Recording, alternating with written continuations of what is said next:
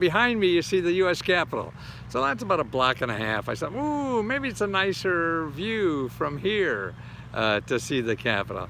And then, you know, the Smithsonian buildings are around. They're working on one of that over there. I think that we call that one the castle. And then on the other side, ooh, where's that big pencil? Can you see that? Maybe not. Yeah, there's the Washington Monument back there. Well, let's get back this way. Oh, and then actually on this side are more Smithsonian. It's a really nice day, and it's so nice to be sort of, you feel COVID, you know, lockdown is sort of getting pretty much over. Going to restaurants inside and all that kind of stuff. So it's a beautiful day in the neighborhood. At least we come out and see the neighborhood, and that's the important thing. But rent and mortgage, I mean, this is a big thing for everybody. The stimulus package had lots of grant money for rents and mortgage. It's getting all screwed up. Even the last Biden package that came out in March, they've only given out like as little as 5% of the grant money that's available for rent and mortgages, and also for what do you call it, utilities, for internet, and even moving expenses too. If COVID makes you move, you know, then there's moving expenses, all kinds of stuff. Energy, you want to energize your home and stuff like that. So I guess that's heating and cooling stuff. All this is in that $25 billion. And there's a report that shows that, gosh, it's the states. It's all stuck at the states. And you know, there's 400 places to apply. Now that's a problem, right? So 400 places, everywhere you are, you know, no matter where you are in this country, it's the same money. Everybody's got a piece of that $25 billion, but there's 400 pieces. You got to find out which of those 400 places are for you. And I think, I got some websites that are a little longer, that the housing authority people, but a good place to start is, particularly if you're worried about anything legally, you know, you're worried about foreclosure, or you got foreclosure notice, so you want to know what your rights are on being foreclosed. Okay, you go to just JUST and then shelter SHELTER.com. So that's just JUST SHELTER.com, or no, .org, sorry. See, I never tell you .coms.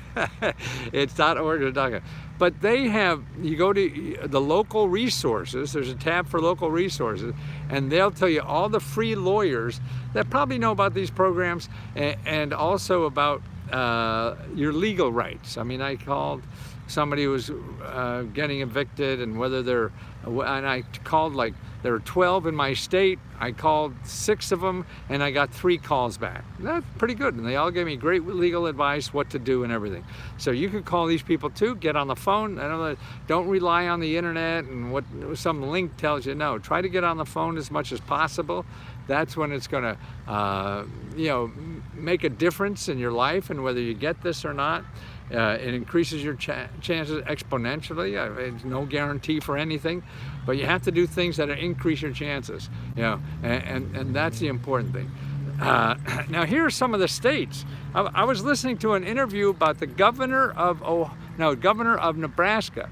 Now, there are 25 states now that are not giving you, that are stopping the unemployment override, that the federal, the extra $300 a week if you're on unemployment.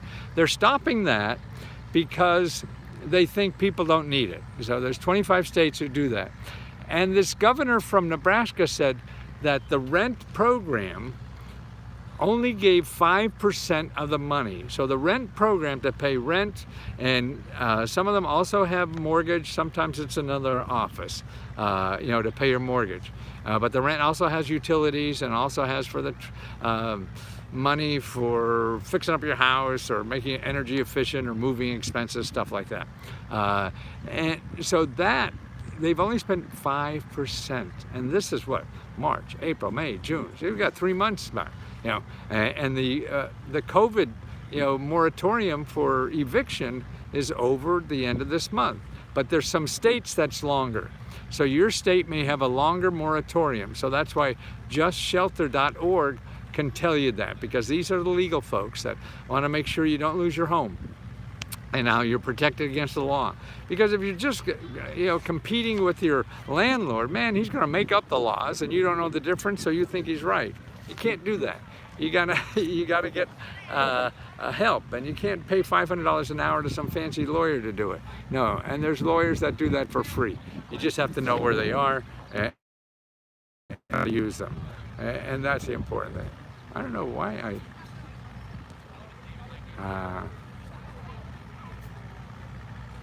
it's so, it goes dark. Anyway, okay. You still see me? I hope. Because people aren't even applying for the rent money. They have 95% of the rent money. Colorado has only given out 1.5%. Wyoming has given out only 0.1%. And there's 10 million people that are behind in their rent. 10 million people. Now, on that 25 billion, there's enough money there to give each of those 10 million people $2,500.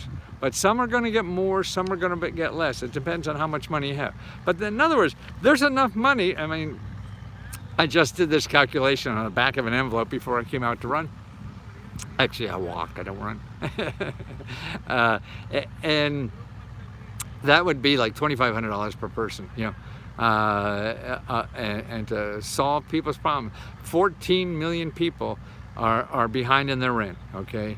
And so it's different every city. That's why you want to go to justshelter.org and look for the local help. And June is 400 400 programs. See, that's why it's hard to find. When you call somebody in your local state or city or something about rent and say, oh, we don't have any. There's not one source for this stuff. So you got to go somewhere else. And that's what I do. Let's Go Help. We give you a list of all the offices in your state to check. Because see, there are a half a dozen or more offices in your state whose job, they get grant money to help people in financial trouble. And we got so many people out there having that problems and don't realize that there's this stuff there. And also what I show you too is how to make extra money on the internet without costing you anything. So I really think it's grants and gigs. The two ways to get to solve your financial problem is grants and gigs, because gigs will give you income that you have control over. The grants, okay, you apply the hell out of them, but there's no guarantee you'll get it. Gigs, the guarantee that you get something is a lot higher. Now you have to put effort in, and it may be just the same as looking for a grant. So you might as well do both. That's it, and see what's it. And more jobs are created in these temporary grant gig kind of things than in normal jobs. So this is the growth in our country, is coming from these programs. I mean, that people just hire on the internet. Just fill out a little form. Okay, you could do this. And you get paid by piecework or by the hour, or usually by the projects. That's why they don't have it. That's why you see these Uber drivers and stuff like that. They get paid by the ride. So if the company gets paid, then you get paid. And see, what's neat about that though is they take care of all the money to make sure they get paid. So you're not going to get somebody or deliver a meal to somebody and worry about they're paying you or not. No. But they collect like, I don't know, 15% of the money or something. So I mean, it's good for everybody. And you have a flexible way to make extra money. So that's why I'm trying to make sure more people realize that as an opportunity. And you don't have to get in a car and do stuff. There's stuff to do at home, like pick out what color is this on these websites, and just fill out stupid forms. And people need people, because the robots can only do so much. The robots can't tell which sofa is orange. So they hire people all over the country with no background, no cost, no commitment, no nothing, just to get you money if you do something. That's what you want. I'm going to do something, so I want money. Okay. And that's what the gig economy is about.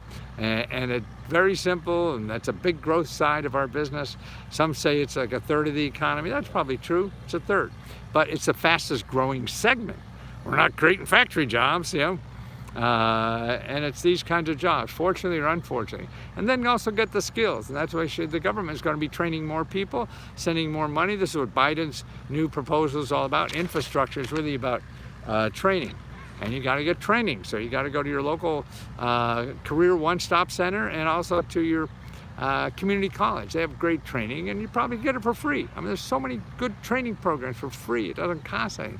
Well, actually, you can get a Google certificate now for free, and pose yourself as that, and you could answer, stupid IT questions. You got IT questions. There's only, 3 that you have to know, and you memorize those answers, and and that's all you need to know. So now you're an IT consultant, and they're dying for hiring people like that all over, and to home, and just, you have a cell phone, you have a job. Yeah, that's it. So if you don't have a cell phone, they could, then maybe, that you can get on the web too with the cell phone, and that's important. Okay, guys, I'm going to continue. Thanks for watching the double feature today. Maybe I'll do this more. It beats walking. Maybe not.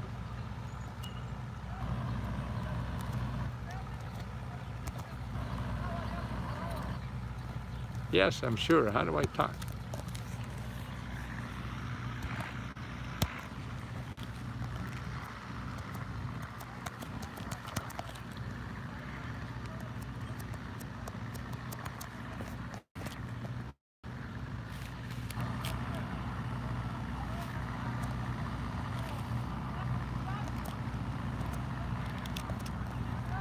It's so dark, I can't turn it off. I can't see